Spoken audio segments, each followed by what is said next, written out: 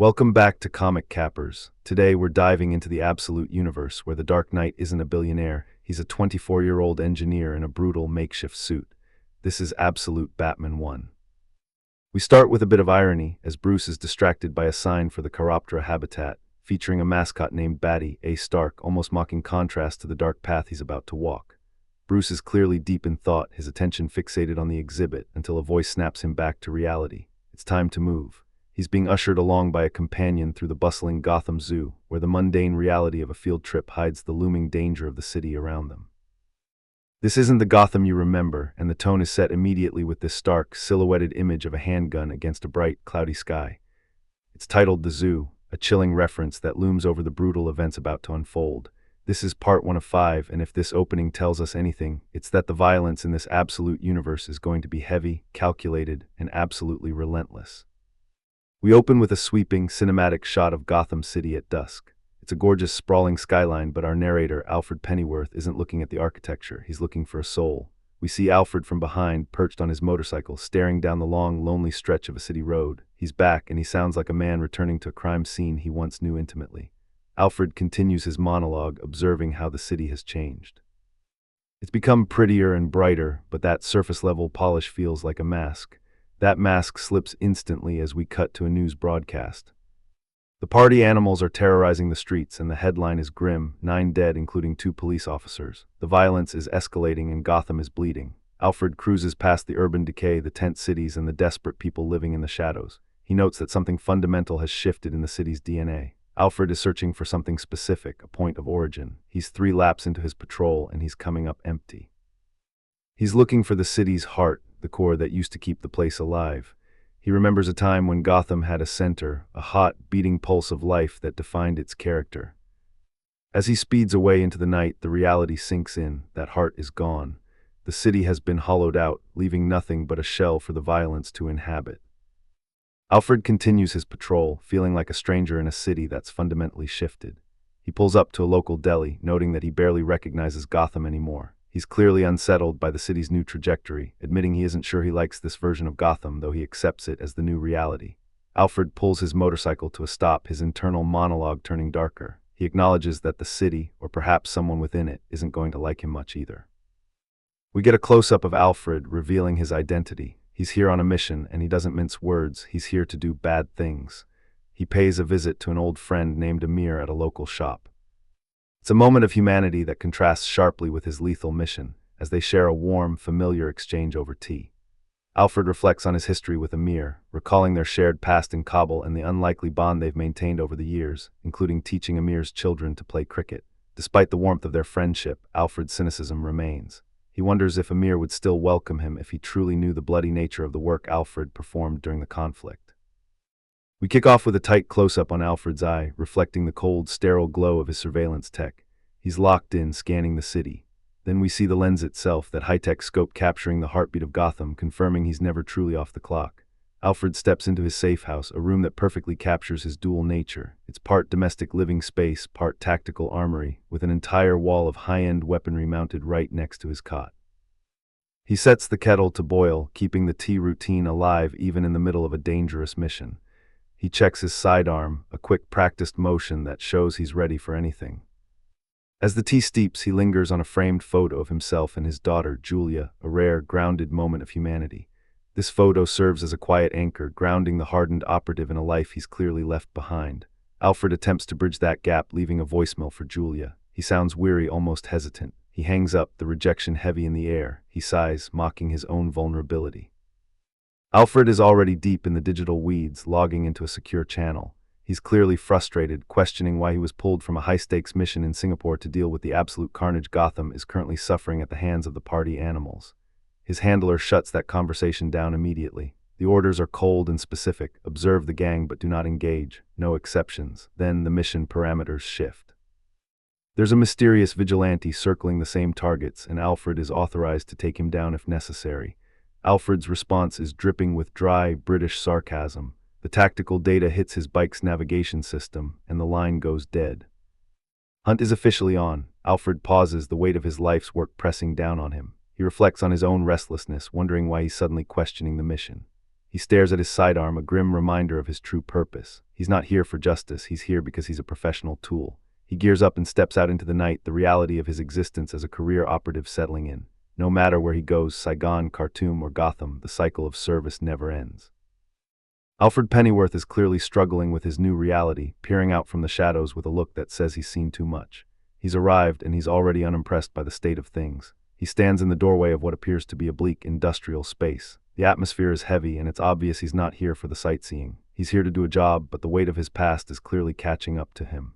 Alfred makes his feelings about this city crystal clear. He's not here because he wants to be, and he's certainly not enjoying the hospitality. We pull back to see the dreary, desolate exterior of Croc's gym, a fitting backdrop for the brutal training regimen Bruce Wayne is putting himself through. The caption sets the tone perfectly. Tonight this is your city. Bruce is deep in his element, throwing a heavy strike against a punching bag. Focusing on his mental conditioning, he reminds himself there is no fear. He continues his rhythmic, punishing assault on the equipment. He reinforces his discipline with a cold, singular mantra, no weakness. Bruce delivers a powerful kick, grunting with the exertion as he pushes his body to the absolute limit. Another heavy strike lands, the impact echoing through the empty gym. He shows no signs of slowing down, his intensity only mounting. As he continues his relentless drill, the bell rings, signaling the end of the round. He's caught in the middle of a thought, tonight you are A, but he's not alone. Someone else has been watching this entire display, and they've decided it's time to intervene. The intruder steps into the light, ready to engage. Bruce's training is interrupted by a gym-goer who clearly doesn't realize he's messing with the wrong guy. The guy tries to act casual, claiming he was just keeping the bag warm for a big date tonight. Bruce doesn't even blink. He stares the guy down, his expression unreadable and cold, telling him to move. With the guy out of the way, Bruce turns his full, dangerous focus back to the heavy bag. He unleashes a strike with enough force to make the bag scream. It's a rhythmic, bone-shaking assault as he lands another heavy hit. Bruce finishes the sequence with a final, explosive punch that leaves the gym-goer and the audience stunned by his sheer intensity. We open on a jarring contrast, the visceral, physical impact of training juxtaposed with a classroom setting. The sound of a heavy blow echoes as Bruce pushes himself. Inside the classroom, a teacher stands before a display of a lion. He asks the students what they've learned about the predator's life. Back to Bruce, who is clearly still in the gym, throwing another massive strike. Returning to the class, a student laughs, noting that the lion has it pretty easy. Another strike from Bruce, the power behind his movement shaking the frames. The teacher turns to young Bruce, who offers a bleak, cynical take. The lion sleeps all day, eats well, and never knows fear. Bruce lands another heavy blow. Bruce continues, noting that while the lion is coddled, it ultimately lacks meaning. It never has to face the real world, the school of hard knocks, a final, thunderous impact. The teacher, who is clearly Bruce's father, playfully calls him out, joking about his grim outlook before asking if he's excited for their movie night. Young Bruce is reluctant, just wanting to nap, but his father insists, a moment of quiet tension between them. His father explains it's the movie where he and Bruce's mother first met. Suddenly, the world shatters with a deafening blast. His father's face is etched with sudden, horrific realization. We kick off with a massive, kinetic impact. Bruce is training with intense, brutal force, his strike hitting the bag with enough power to shake the room. As the dust settles, we see Waylon, holding his exotic pets, look on as Bruce apologizes for the intensity of his workout. The atmosphere is grounded, showing a rare, quiet moment of connection between Bruce and his acquaintance. Waylon negotiates the price of their arrangement, clearly focused on the logistics of his business, while Bruce remains deep in his own world. Bruce explains that his time is becoming increasingly expensive, highlighting his shift in priorities as he prepares for the shadows. He continues to focus on the cleanup, his movements methodical and disciplined. Finally, Waylon mentions Ozzy, a clear reference to the Penguin, and his involvement in securing an exotic pet license. Bruce's guarded reaction, noting that Ozzy is going to get busted eventually, reveals his cynical, calculated view of Gotham's criminal underworld. Waylon tries to keep the mood light, joking about penguins hiding eggs, but his attempt to build camaraderie falls completely flat. Bruce isn't having it. His sharp, clipped "I can't" shows exactly where his priorities lie, and it isn't with his gym buddies. Waylon presses the issue, name-dropping local figures like Harvey and Selena, but Bruce shuts him down again, clearly detached from their social circle. Waylon makes a final, desperate plea for Bruce to attend the town hall meeting tonight, hoping to pull him back into the community. Bruce stays focused on the practical damage, promising to pay for the ruined bag, but Waylon isn't letting him off the hook that easily. Waylon brings up the brutal party animals, recounting a sickening act of violence that highlights the pure, chaotic evil gripping Gotham. Bruce abruptly turns to leave, his cold indifference pushing Waylon to finally ask what is actually going on with him. Waylon shouts after him, frustrated and confused by Bruce's sudden, obsessive distance. Bruce stops in front of an old photograph of their group, the weight of his mission hitting home as Waylon declares that someone's got to do something about their dying city. We cut from Bruce's somber gym session to a massive, sleek yacht cutting through the dark waters of Gotham. The constant, thumping sound of a party echoes across the harbor, setting a jarringly festive tone for what we know is a city on the brink. Inside the yacht, the party animals are in full swing. We see a surreal mix of excess, a banquet table, a DJ booth, and even someone lounging in a pool on a duck floaty, all while the music blares. One of the gang members, clearly enjoying the chaos, asks if the music can get any louder, perfectly capturing their gleeful disregard for the suffering outside. His companion introduces the DJ as Dr. Benjamin, mocking the idea of high culture in this depraved setting. As the music kicks up a notch, one of the guests, clearly unimpressed and perhaps slightly disturbed, questions the insanity of the scene, asking if this is some kind of sick festivity. One of the party animals, his skull mask glinting under the lights, confirms the horror with a chilling, simple admission. They are fully aware of what they are, and they love every second of it. We pick up on the yacht where a party animal in a sleek mask invites a guest to join the festivities. Mr. Maroney, looking tense and unimpressed, smokes a cigar and notes that rumors identify these party animals as his own people's chaos. Another party animal spins the decks while an associate looks on, questioning the group's senseless, brutal violence against civilians. He asks why they are killing everyone, from kids to the elderly. The party animals surround the table, mockingly addressing the guests as Roman and Kiddo, inviting them to dance. Maroney tries to reassert control, insisting that Gotham has rules. But the party animals aren't listening, asking what he and Falcone have to say for themselves. Maroney snaps, demanding they kill the music and listen to him. The party animal at the DJ booth cuts the track, but his response is pure defiance. Maroney leans in, accusing them of being part of some global sick conspiracy, but the party animal leader remains unbothered. He doubles down on their local legacy, threatening the gang to clear out by dawn or face death. The party animal leader continues his twisted show and tell, showcasing his collection of death masks. He highlights a rare Socrates mask, casually noting it's made of virgin marble dust. He gestures to a Martin Luther mask, showing off his macabre appreciation for history. A bottle of champagne is opened, the celebration continuing despite the dark turn. He moves on to a George Washington mask, clearly taking pleasure in the morbid display. The leader turns his attention to Sal Maroney, the tension in the room spiking instantly. He points to a mask and drops the bomb. It's Maroney's own brother. Maroney is visibly shaken, stammering in disbelief. The leader reveals masks of his cousin Falcone and other Gotham mobsters, showing he's been hunting them all. Maroney is choked, with the leader mockingly noting there are 2 spots left for them. Champagne is poured, signaling the end of the mobsters' era. Violent chaos erupts as the party animals execute the mobsters. Amidst the slaughter, the leader orders the music turned back up, drowning out the screams. We open on a silhouette against the Gotham sunset, framing the grim reality of a city under siege. News reports are broadcasting the carnage, questioning the identity of the party animals while the body count continues to climb. We see the visceral, terrifying reality of the gang's assault as they gun down officers in cold blood. The news anchor issues a grim warning, cautioning viewers about the disturbing footage of machete-wielding chaos they are about to witness. Another look at the brutal aftermath, with the party animals reveling in the destruction of human life. Back on the rooftop, the dark silhouette of our vigilante watches over the city, a silent observer of the unfolding nightmare. The news anchors offer a hollow prayer for Gotham's future, highlighting the desperate state of the city. The gang moves through the streets in their bizarre prom night from hell attire, armed and ready for more violence. The broadcast pivots to the political response, announcing that Mayor Jim Gordon is hosting an emergency town hall to address the terror. Inside, the gang prepares for their next move, loading weapons with casual, terrifying ease. Finally, our vigilante leaps into the sky, the cape spreading wide as he prepares to intervene in the chaos below. The town hall meeting is a powder keg. Commissioner Jim Gordon is being openly heckled, with the crowd screaming that he's a disgrace and demanding he step down in favor of Hill. Gordon tries to maintain order, but the public's desperation is palpable. They're comparing his tenure unfavorably to the previous administration, claiming they were safer under Mayor Hill. A citizen stands up to voice the common sentiment. While Hill might be a crook, at least he was perceived as tough. The crowd feels helpless against the current wave of violence. Silent reactions from the crowd capture the rising anxiety. The tension mounts as the crowd looks on, paralyzed by uncertainty.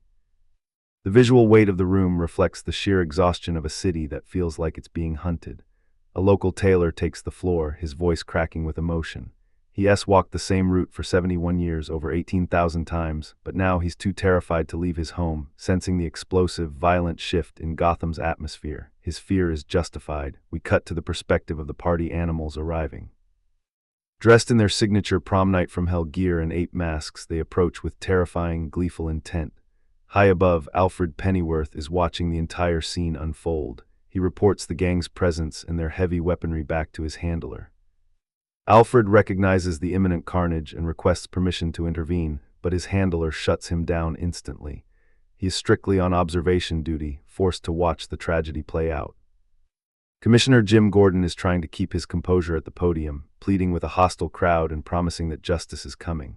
But the public's patience is long gone. A heckler interrupts, shouting about the party animals burning down a police station on Kane and 3rd, mocking the idea that the police can do anything at all. Gordon keeps his cool, quietly telling his partner, Bullock, to stand down as the tension in the room hits a breaking point. Bullock is clearly at his limit, growling with frustration as he realizes just how far the city has spiraled. Gordon shifts gears, trying to appeal to the crowd's better nature by pointing out that the chaos is exactly what the party animals want, a city eating itself alive. Barbara Gordon stands by her father, stepping up to the microphone to defend his record and challenge the citizens to rise above their fear.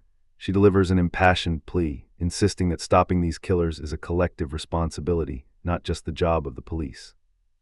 But just as she's about to finish her rallying cry, the atmosphere shifts. A small, metallic object hits the floor with a sharp tink-tink. The room erupts in a massive blast, cutting the speech short and turning the town hall meeting into a war zone. Just as the town hall meeting reaches its breaking point, the party animals make their entrance. These maniacs in ape masks aren't here to negotiate, they're here to slaughter. Jim Gordon attempts to draw their fire, stepping up to the podium and offering himself as a distraction to protect the terrified citizens in the rows below. But the leader has no interest in a parley. With chilling nonchalance, he dismisses Gordon entirely. He opens fire into the crowd, the automatic gunfire tearing through the room with terrifying speed. Chaos erupts instantly as someone is struck, the violence turning the town hall into a slaughterhouse in seconds.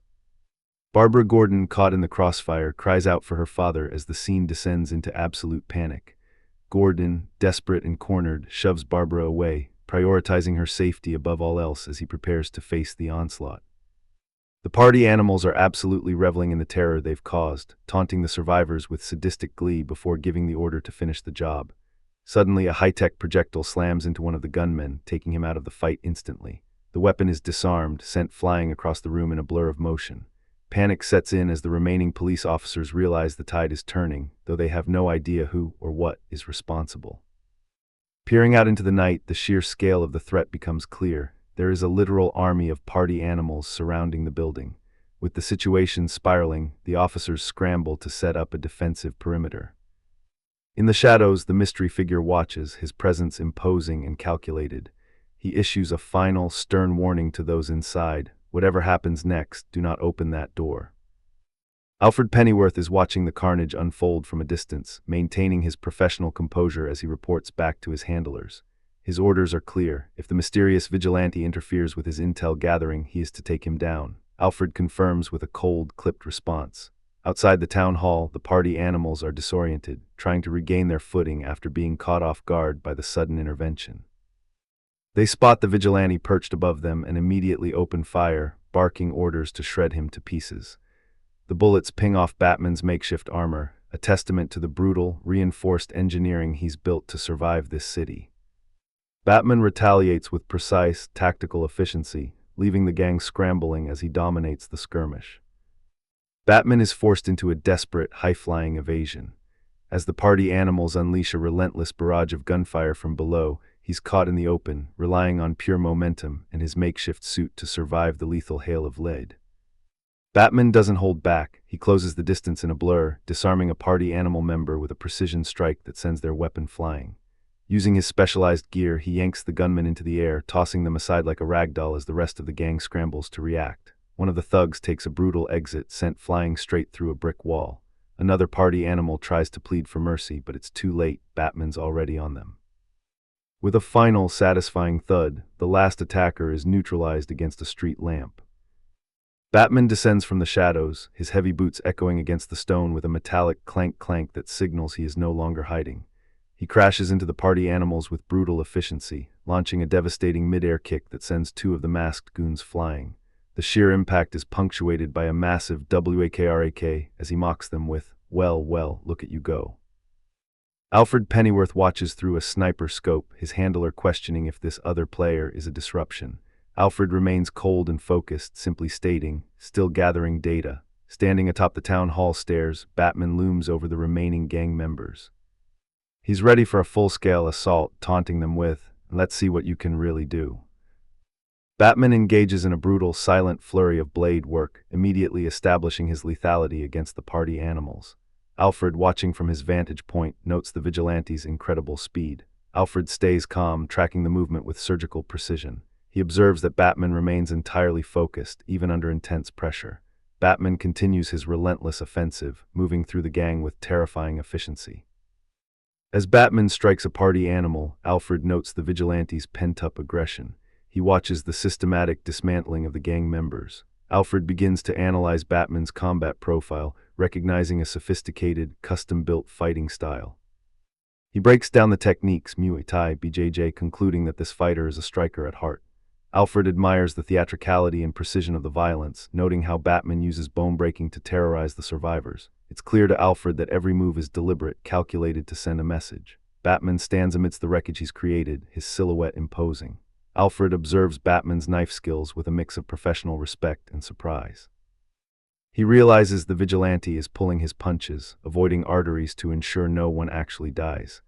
Alfred concludes that Batman is an idealist, a fatal flaw in this version of Gotham, and orders his team to move in.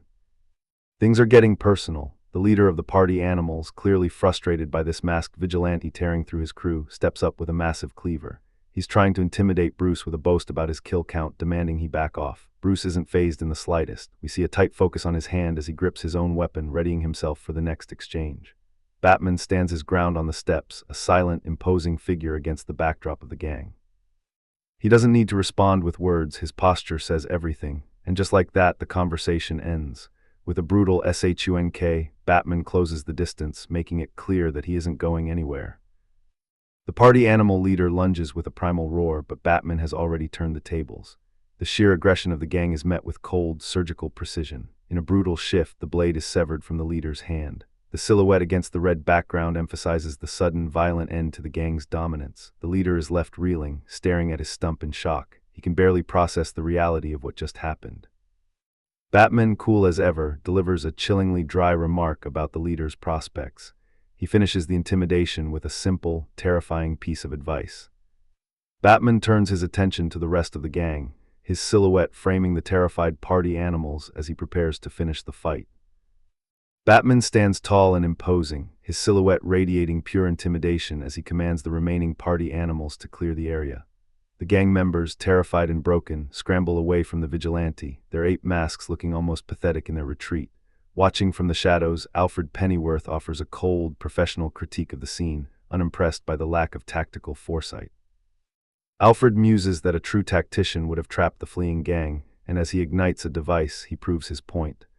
A massive explosion rips through the fleeing party animals, proving that Alfred is playing a much deadlier game than Batman. Alfred receives a direct order over his comms from his handlers, who are confused by the satellite feed and demand he neutralize this mysterious new player immediately. Alfred Pennyworth acknowledges his handler's orders with a cold copy, moving through the carnage of the town hall steps as the injured moan in the dust.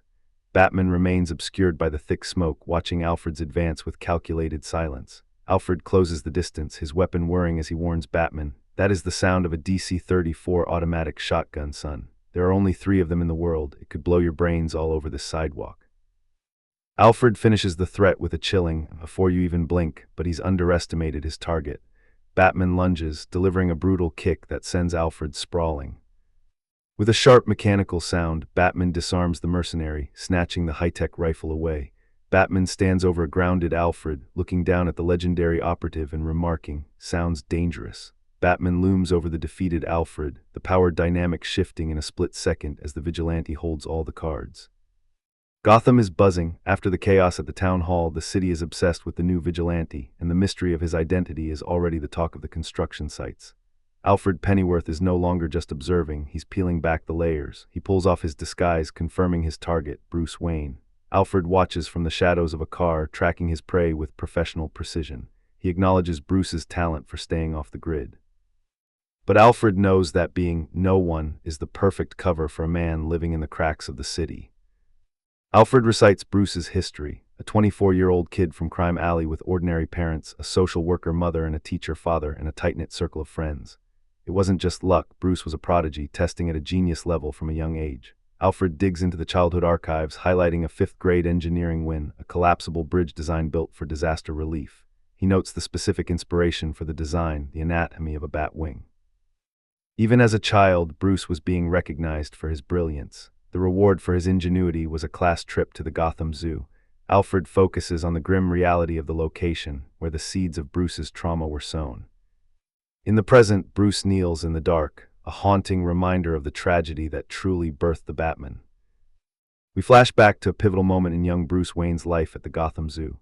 The sky is filled with birds, a hauntingly peaceful contrast to the violence about to unfold. The tranquility is shattered by gunfire. A man screams, desperate to get everyone to safety as the reality of the threat hits home. We see the tragic result of the initial volley, bodies lying on the ground, the innocence of the trip instantly extinguished. The gunfire continues, a relentless rhythm of death echoing through the zoo. A shooter fires into the crowd, showing no mercy as the chaos spreads. Young Bruce, already displaying the stoic resolve that would define him, remains focused amidst the carnage. More shots ring out, keeping the survivors pinned down. Desperate to save the group, an adult leads the children toward the shelter of the zoo's bat house. The gunfire is relentless, forcing the group to move faster. They scramble into the structure, hoping the heavy doors will provide the protection they so desperately need. The panic reaches a fever pitch as the crowd surges toward the bat house exhibit entrance, desperate to escape the carnage outside. Bruce's father shoves the terrified group forward, shouting, "Get to the back." Young Bruce is pushed into the dark, his eyes wide with pure, unadulterated fear as he screams, "Dad!" He turns back, watching the threshold, his voice cracking as he calls out for his father one last time. His father slams the heavy door shut, locking it tight. He looks at Bruce with a grim, final intensity, warning him, "BRUC, whatever you hear, you do not open this door."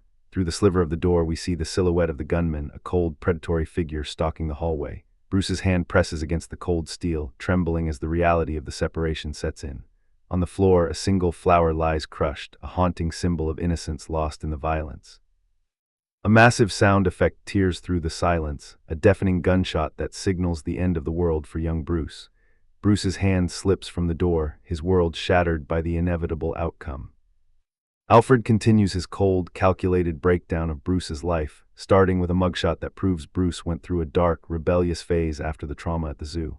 He describes a period of aimless rage, placing Bruce back at the scene of his greatest loss, the Gotham Zoo gates. Alfred notes a pivot point, using the imagery of bats hanging upside down to represent a shift in perspective. He highlights the bat's ability to walk on its hands, a metaphor for Bruce finding a new, unconventional way to move through the world.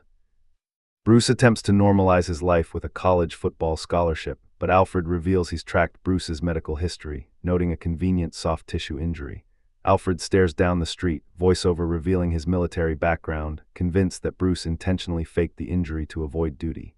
Alfred posits that Bruce was never really about the game. He was preserving his body for the mission he's executing now. We see the mechanical gears of Bruce's mind, a deep dive into applied mechanics. Alfred lists the academic subjects Bruce mastered, starting with chemistry. The montage concludes with psychology, military theory, and sociocultural history, painting a picture of a man who spent his entire life training for this exact war.